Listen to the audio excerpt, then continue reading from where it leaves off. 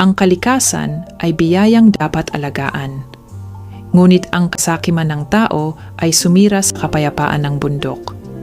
Sa paanan ng bundok Arayat, may isang diwata na nagbabantay, si Mariang Sinukuan.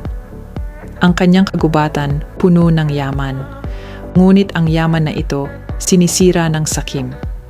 Isang binatang si Tomas na mabait at masipag ang nakakita ng isang misteryosong babae sa kagubatan. Always maaari akong tumulong sa inyo. Hindi ka ba natatakot sa akin? Kakaiba ka sa ibang tao.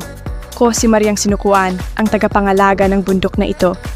Nakita ko ang kabutihan ng iyong puso. Ito ay para sa iyo at sa iyong ina. Maraming salamat po. Ngunit tandaan mo, Tomas, ang biyayang ito ay para lamang sa mga taong marunong gumalang sa kalikasan. Sa baryo, ikinuwento ni Tomas kay Aling Rosa at Lina ang kanyang nakita. Kung may kayamanan sa bundok, dapat mapasakamay ko yon. Lumabas ka, Mariang Sinukuan. Bakit mo sinisira ang kagubatan? Dahil gusto kong yumaman. Wala akong pakialam.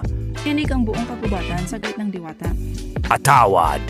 Hindi ko na po uulitin. Mariang Sinukuan, patawarin ninyo po siya. Naniniwala po akong kayang magbago ng tao. Tama ka, Tomas. Naging sakim ako. Magtatanim ako ng mga bagong puno at aalagaan ko ang kagubatan. Mula noon, tumulong si Mang Cardo sa mga taga-baryo upang pangalagaan ang kalikasan. Mas gumanda ang ating baryo, mas sariwan na ang hangin at mas gana ang ani. Tandaan ninyo, ang kalikasan ay hindi laruan o kayamanan lamang. Ito ay biyayang dapat alagaan. Papangako naming iingatan namin ang bundok. At hanggang ngayon, binabantayan pa rin ni Mariang Sinukuan ang kagubatan at ang mga taong may mabubuting puso. Ang aral, respetuhin ang kalikasan at maging masipag at kontento sa buhay.